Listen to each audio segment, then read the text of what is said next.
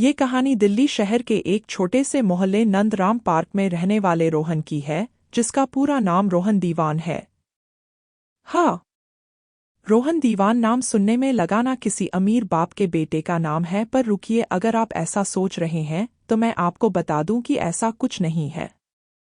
Rohan Nandram park के एक छोटे से घर में अपने चाचा और चाची के साथ रहता था। कहने के लिए तो वो रोहन के चाचा और चाची पर हरकतें बिल्कुल उससे उल्टा। असल में रोहन के माँ बाप जब वो बच्चा था तभी एक कार एक्सीडेंट में गुजर गए थे और पीछे छोड़ गए रोहन और अपना घर और अपनी एक दुकान। और कहते हैं ना, शहद के पीछे मधुमक्खी भी आती है। और तभी एंट्री होती है हमारी कहानी के 3rd ग्रेड खलनायक की। ओह, माफ करना, खलनायक नहीं बल्कि खलनायकों की, वो भी 3 खलनायकों की। तो आइए जानते हैं अपने खलनायकों के बारे में। सबसे पहले सबसे बड़े और सबसे खतरनाक खलनायक की, हमारे चाचा जी की, जिनका नाम आत्माराम है। अब नाम देखकर कंफ्यूज मत हो जाना, इनके बस नाम में ही राम है, बाकी काम सारे रावण वाले हैं। फिर बारी आती है हमारी फीमेल खलनायक की। हाँ, एकदम सही समझे, हमारी चाची जी की, जिनका नाम शकुंतला देवी है। इनका भी यही फंडा है, नाम में देवी वाले और काम सूरपनखा वाले। और तीसरा और सबसे मुख्य खलनायक यश। यश चाचा और चाची की इकलौती औलाद। इसका बस एक ही फंडा है, रोहन की सब चीज मेरी है और उसका सब कुछ उसी का। आज रोहन के माँ बाप के 13वीं का दिन है और वह अपना बोरिया बिस्तर लेकर आते हैं रोहन के चाचा और चाची अपने बेटे के साथ, और दहाड़े मार मार कर रोने लगते जैसे वो कितने ही ज्यादा करीब हो उनके। असल में ये रोहन के दूर के चाचा और चाची हैं। वैसे तो इन्हें कभी अपनी जिंदगी में इनकी याद नहीं आई, और जब इन्हें पता चला कि रोहन बस अकेला ही बच गया है घर में तो वो आ जाते हैं उसका घर हड़पने। 1-2 बार आत्माराम की भी आत्मा जाग जाती है और वो इनकार कर देते हैं, पर चाची जी उन्हें अपने किराए के एक कमरे के घर का याद दिलाकर उनके अंदर का रावण जगा देती थी, और वो भी उनका साथ देने के लिए तैयार हो जाते हैं। और तभी चाची रोहन का सर सहलाने लगती है ताकि वहां बैठे बाकी लोगों को भी लगे वो रोहन को प्यार करती है। रोहन को भी उस वक्त किसी के साथ चाहिए था तो वो भी कोई विरोध नहीं करता, और तभी चाचा जी बोलते हैं कि आप चिंता मत करिए, आपके जाने के बाद मैं और मेरी बीवी आपके बेटे और आपकी मिठाई की दुकान संभालेंगे। और फिर तीनों ने अपना कमरा ले लिया। रोहन का घर 6 कमरे का एक 2 मंजिला घर है, जिसमें 2 किचन 2 हॉल शामिल हैं, जिसमें से तीनों ने नीचे वाले फ्लोर के तीनों कमरे ले लिए और यश ने रोहन के कमरे को चुना। यश, ये मेरा कमरा है, रोहन के कहा। नहीं, मुझे यही कमरा चाहिए, माँ कुछ करो, ऐसा बोल के यश ने शकुंतला का दुपट्टा पकड़ लिया। शकुंतला ने कहा, बेटा यश छोटा है तो वो नहीं समझेगा, पर तुम तो बड़े हो, तुम तो समझो। जी हाँ, रोहन की उम्र ज्यादा है, इस वक्त 12 साल की है और यश 10 साल का है। जी ठीक है चाची, बोल के रोहन अपना कमरा अपना कुछ सामान लेकर ऊपर गेस्ट रूम में चले जाता है। उसी रात को चाचा रात को चाची से बोलते हुए, देखो हमें रोहन को पालना ही होगा जब तक वो 18 साल का नहीं हो जाता तब तक, क्योंकि 18 साल के होने के बाद ही वो ये प्रॉपर्टी किसी के नाम कर सकता है। हाँ पता है मुझे, चाची ने बोला। फिर अगले दिन रोहन को उसकी चाची सुबह 5 बजे उठा देती है और उससे 13वीं के बाद जो घर में कचरा हो गया था वह साफ करवाया गया। फिर जब नाश्ते में रोहन भी चाचा और चाची के साथ बैठने लगा तो उसे उनके साथ बैठने से रोक लिया, और फिर सबके खाने के बाद चाची ने बोला, जा अब जाके जो बचा है वो खा ले। एकदम से चाचा और चाची का व्यवहार बदलते देख रोहन बहुत आश्चर्य में आ गया। रोहन बहुत भोला भाला लड़का था, उसको चाचा और चाची के बर्ताव को अचानक से बदलते देख भी उसे कुछ शक नहीं हुआ। फिर ऐसे ही तीनों रोहन से घर का सारा काम कराने लगे। यश उससे रोज अपना होमवर्क करवाता, अगर वो मना करता तो यश उसे मारता, और अगर गलती से रोहन ने उस पर हाथ उठा दिया तो वो उसको इतना बढ़ा चढ़ा के चाचा और चाची को बताता, और फिर चाचा अपनी बेल्ट से रोहन को मारते। ऐसे ही करते करते 10 साल बीत गए। रोहन और यश अभी विराज सिंगिंग यूनिवर्सिटी में पढ़ते हैं। इसमें बस इतना फर्क है कि रोहन की आवाज़ एकदम सुरीली है और वही यश की आवाज़ फटे ढोल सी है। फिर भी चाचा और चाची ने उसका एडमिशन रोहन के कॉलेज में करवाया ताकि वो उस पर नज़र रख सके, ताकि वो रोहन से प्रॉपर्टी के पेपर पर साइन करवा के इस्तेमाल कर सके, फिर घर से निकाल दे। और वही दूसरी तरफ रोहन अपने चाचा चाची के इस मंसूबे से बेक पर कॉलेज में कदम रख रहा था, तभी यश उसे आवाज़ देता है। रोहन अब सुंदर चेहरे वाला एक हॉट लड़का बन गया था। वो कॉलेज में हर दिन लड़कियों के बीच गॉसिप का हिस्सा होता है। वो देख रोहन आया। रोहन को देखते हुए एक लड़की बोलती है, यार इतना हैंडसम लड़का, तू मान या मत मान, मैंने आज तक नहीं देखा। एक दूसरी लड़की बोलती है, अरे हमारे कॉलेज का ही नहीं बल्कि दूसरे कॉलेज की लड़कियां भी उसे देखने यहाँ आ जाती है। वो देखा गया। एक लड़का बोलता है, क्या फ़ायदा इतनी अच्छी शक्ल का जब इतना बड़ा फटू है। रोहन फिर यश के पास जाता है। हाँ, तूने सोचा क्या करेगा? माफ़ करना यश, पर मैं नहीं कर सकता, रोहन हिचकिचाते हुए बोलते हैं। असल में यश ने उसे बोला था कि जो हमारे कॉलेज में सिंगिंग कंपटीशन होने वाला है उसमें तू अपना नाम वापस ले ले और उसकी आवाज़ बन जा, मतलब गाएगा रोहन ही, पर स्टेज के ऊपर नहीं, स्टेज के पीछे, और स्टेज पर खड़ा होगा। यश सभी की तारीफ हासिल करेगा। रोहन वैसे तो अपने चाचा चाची और यश के खिलाफ कुछ नहीं बोलता, पर सिंगिंग के लिए समझौता मंजूर नहीं है, क्योंकि सिंगिंग उसका पैशन है। ओह, तो तेरी हिम्मत हो गई कि अब मेरे सामने बोलेगा? रोहन का कॉलर पकड़कर यश बोलता है। फिर तभी यश का एक चेला उसके पास आकर उसे बोलता है, भाई यहाँ बहुत लोग, यहाँ नहीं, तू रुक, तुझे तो बाहर बताता हूँ। ऐसा बोल के वो वहां से चला जाता है और रोहन चैन की सांस लेता है। फिर जब कॉलेज खत्म होता है तब यश और उसके गुंडे दोस्त रोहन को उठाते हैं और फिर यश के सामने रोहन को ले जाते हैं। हाँ तो अब बता, मानेगा? हाँ नहीं, यश बोलता है। देख यश, मैं तेरी हर बात मानता हूं, पर ये नहीं, रोहन यश को बोलता है। रोहन के बार बार इनकार करने पर यश का ईगो हर्ट हो गया और वो अपने दोस्तों को रोहन को तब तक मारने के लिए बोलता है जब तक वो मान ना जाए। और तभी उसका एक हट्टा कट्टा दोस्त रोहन के पेट पर एक मुक्का मारता है और फिर बाकी भी शुरू हो जाता है। और इसी में उसका एक दोस्त रोहन के सर पे एक बोतल मार देता है।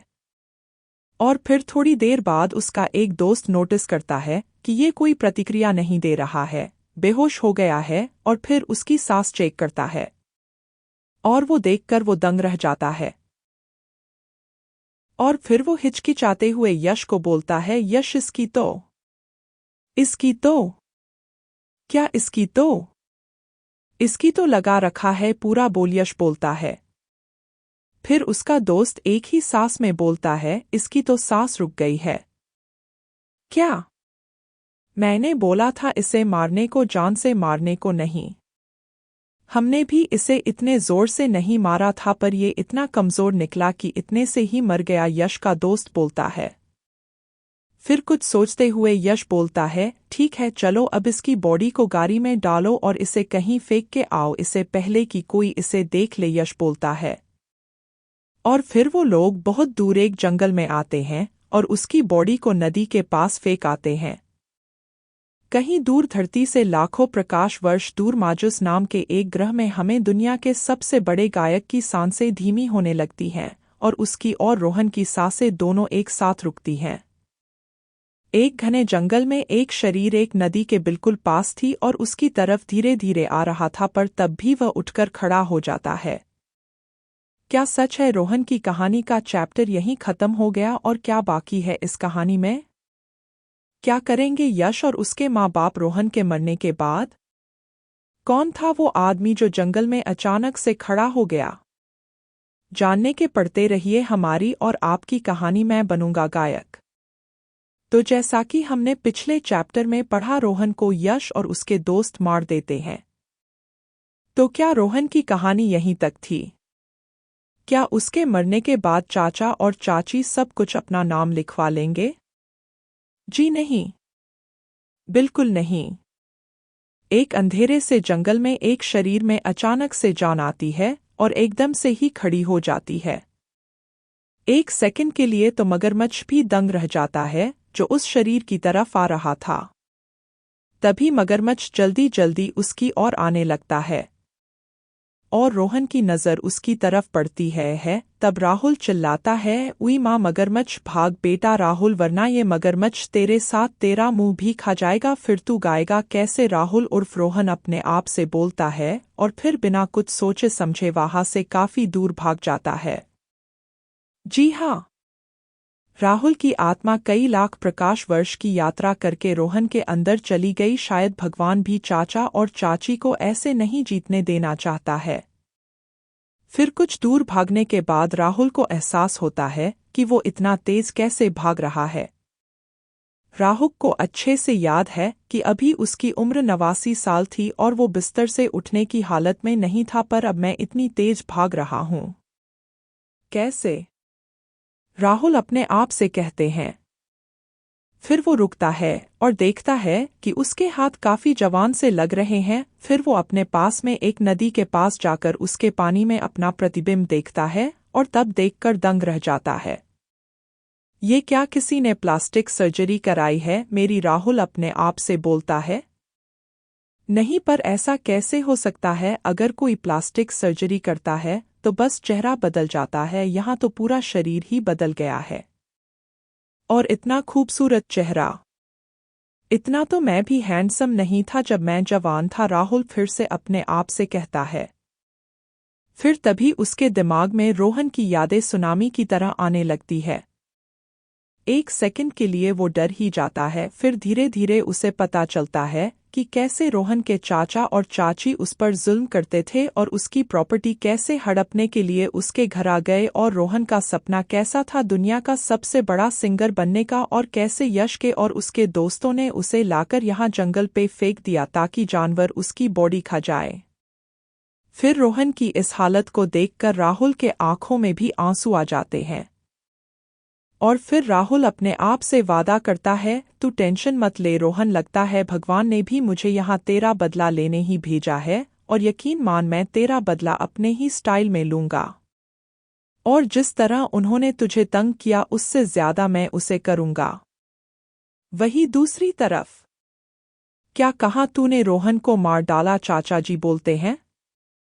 तभी चाची, अरे थोड़ा धीरे बोलिए, इतना तेज बोल के पूरे मोहल्ले को बताना है क्या? ऐसा बोलकर चाचा जी को बिठाती है। पर तुमने सुना नहीं, तुम्हारे लाडले ने उसे मार डाला, पुलिस वाले कहीं उसकी बॉडी तक न पहुंचे। फिर क्या पापा आप टेंशन मत लीजिए, मैंने उसकी लाश जंगल में फेंक के आया हूं, अभी तक तो किसी ना किसी जानवर ने उसकी लाश को खा लिया होगा। तभी घर का गेट बजता है और यश गेट खोलने के लिए बाहर जाता है। तभी वो अपने सामने रोहन को देखता है और अचानक ही भूत चिल्लाकर फिर से दरवाजा बंद कर देता है। तभी आत्माराम और शकुंतला बाहर आती है और यश से एक साथ पूछते हैं क्या हुआ, और यहाँ यश की डर के मारे हालत खराब हो गई थी। वो फिर डरता डरता बोलता है, भूत? रोहन का भूत? क्या बोल रहा है, पी लिया है क्या? आत्माराम बोलता है और फिर गेट खोलने के लिए आगे बढ़ता है। तभी यश धीरे धीरे नहीं बोलता है, और फिर जब आत्माराम दरवाज़ा खोलता है तब वो भी हैरान हो जाता है। कैसे हो चाचा? बोल के रोहन उर्फ राहुल घर के अंदर चले जाता है। अपने घर में वापस आने का मज़ा ही कुछ और होता है, नहीं ना? ऐसा बोल के रोहन चाचा पर तंज मारता है। अरे आपको क्या पता होगा, आपका अपना घर है ही नहीं, तभी तो यहाँ मेरे घर में रोटियां तोड़ रहे हो। फिर दोबारा रोहन बोलता है। फिर तभी शकुंतला सदमे से बाहर आकर उसे तेज आवाज में बोलती है, ये कैसी बात कर रहा है तू अपने चाचा से? राहुल बिल्कुल शांत आवाज में बोलता है, जैसे करनी चाहिए, आखिर मैं इस घर का मालिक हूँ, और इस घर का ही नहीं बल्कि दुकान का भी, जिसे आपने हड़प लिया है। ये कैसी बात कर रहे हो? भूल गए हम ही थे जिन्होंने तुम्हें पाला है चाचा, जबरदस्ती जल्दबाजी में। हाँ, वो देख ही लेंगे, रोहन बोलता है यश के कमरे की ओर जाते हुए। फिर तभी यश बोलता है, ए रोहन उधर किधर जा रहा है? वो मेरा कमरा है नहीं था, अब वो मेरा कमरा है, रोहन उसे कहता है। तेरी इतनी हिम्मत? यश इतना ही बोलता है। तभी रोहन वापस बोलता है, भूलो मत ये घर मेरे नाम पर है, तो कुछ बोलने से पहले सोच लेना, कहीं बाद में पता चले कि कमरे के साथ साथ छत भी छीन जाए। रोहन का ये रूप देखकर तीनों दंग रह जाते हैं। जो रोहन उसके खिलाफ कभी अपनी जुबान नहीं खोलता था, आज वो उन्हें घर से निकालने की धमकी दे रहा है। लगभग 10 मिनट तक तीनों वही सदमे में खड़े होते हैं और फिर चाचा और चाची यश से बोलते हैं, तूने कहा था ये मर गया है और इसकी बॉडी जानवर खा गए होंगे। ये तो सही सलामत खड़ा है और अब तो ये हमसे ऊंची आवाज में बात भी करने लगा है। वही तो मैं सोच रहा था, मैंने खुद चेक किया था कि इसकी सांस बंद थी, पर न जाने कैसे ये वापस आ गया। फिर तभी रोहन यश का सामान अपने कमरे से फेंकने लगता है। ये क्या कर रहे हो? यश बोलता है। दिख नहीं रहा, सफाई कर रहा हूं। वो क्या है ना, मेरे कमरे में कचरा बहुत ज्यादा हो गया है। फिर भी यश गुस्से में रोहन पर हाथ उठाता है, पर उसको नहीं पता था कि इस बार रोहन नहीं राहुल था उसके सामने और राहुल किसी की जबरदस्ती सहन नहीं करता था। और फिर तभी रोहन यश का हाथ पकड़ लेता है और बोलता है, आज तो ये गलती कर दी, पर दोबारा कि ना, तब ना ही तू रहेगा और ना तेरा हाथ जाहिर है मेरे घर में से। तो क्या करेगा राहुल रोहन का बदला लेने के लिए? क्या निकाल देगा राहुल चाचा और चाची को घर से बाहर? देखने के लिए पढ़ते रहिए, मैं बनूंगा गायक।